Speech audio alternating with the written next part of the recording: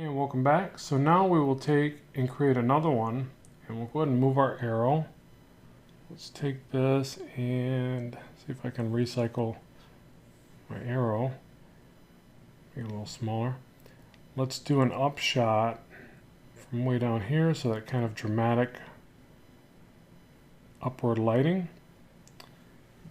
And let's see what we can come up with here.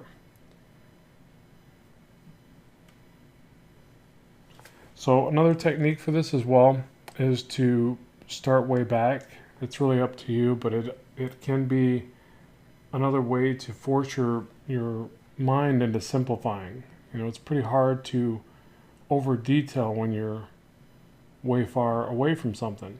So you're gonna typically use bigger shapes a little bit more instinctively. So yeah, it's just another kind of encouraging factor to get you to simplify and sort of use like a big, just picture that you're using a big marker on this stuff, blocking it in rather quickly, and also just working from a distance saves time, right? It's always a huge time saver, especially when you're digital. Well, you know, I would say always when you're digital. You can't, I think I already mentioned, you can't really zoom up as much in traditional, aside from the big, crazy spectacles, you know, the big glasses and magnifying glasses and stuff like that, but you can still do it. So it's just a really, it's almost too easy with digital. So yeah, we can really turn it into a bit of a bad habit. So we got to be careful of that. So same concept, we'll start very heavy with the shadows on the top. So in this case, I'm thinking about these smaller plane changes, obviously. And really you could kind of start there. So there would be a plane change on the top of the cheeks, you know, because the cheeks round up and then back towards the eye, right? So there's going to be a plane change and shift right on the top of the cheeks. And that's the one you see in a lot of scary photos, right? With the lights coming up and they look terrified. There's always that big shadow on the top of the cheeks. You know, you're going to see the bottom plane change in the nose. And really the simplest way to think about it is that it stages back and forth. So you're going to get some on the top of the mustache. That makes the nose, bottom plane of the nose pop out more, right? And then back and forth you go. So this will all be filled in here, obviously. Top of the lip, bottom of the lip, but it's not the shadow that would typically drop from the bottom of the lip. It's the top of this skin right here.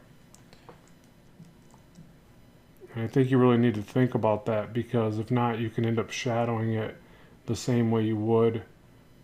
You know, we're so used to seeing a shadow at the bottom of the lip, but again, this isn't that shadow. This is, and really it would be thinner by comparison. So that's the other thing. Make it nice and thin, but it's still there. I don't know, that almost feels too thin. I'm gonna go a little heavier.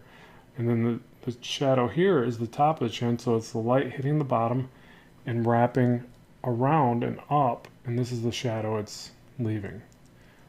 So it takes a little bit of practice to get used to this.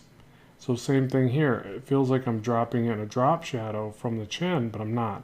I'm actually thinking of this as a round up and away from the light. So I would do more of this. It needs to, I guess realistically, you would probably round up the negatives of the shadow more, like this.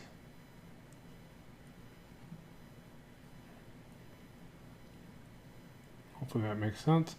Same thing here. It's like I probably wouldn't block in the entire bit of hair, mostly, but if I left any light, it would need to occur on the part of the hair that rounds down and back, but then it can't go too far down because the top of the head is going to be creating a shadow upward, right? So this is a tricky area. This feels like almost like just block it all in and maybe do a couple negative lines to show some hair strands. So we'll play around with that because I'm not entirely sure about that spot. I feel like there needs to be a little bit of light, so I don't want the character to look like they're fully in the dark, but yeah, some of these are kind of tricky to figure out. But the main thing is start with the shadows and then push down towards the light. I'll block in this entire ear because again the light is to the bottom left. Same thing here and here. I'm going to put a heavier shadow against this area. A little bit here.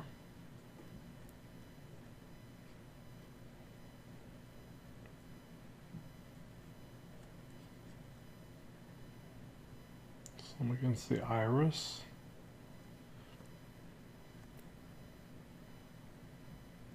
And then some on the top of the eye.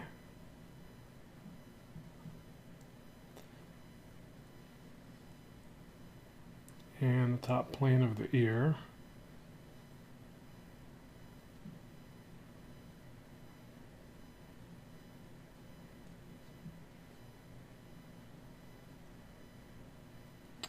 Probably this side of the collar. And I would imagine even the collar is going to create a drop shadow back up onto the neck.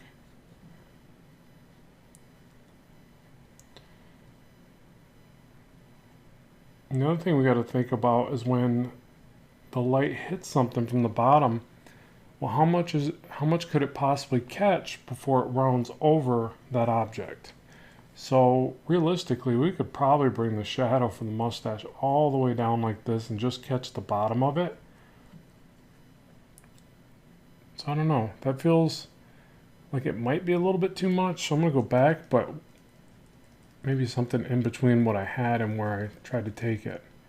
Because that almost feels like a little bit too little, too light of a shadow.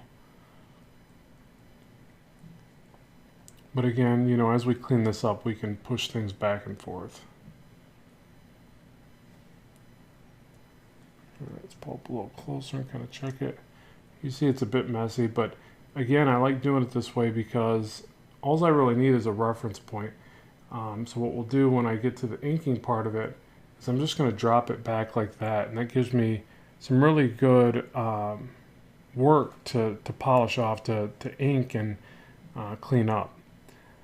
So that's really it. So we're going to do one more example, then I'll time lapse the inking part and move on with that. So with that, let's move forward.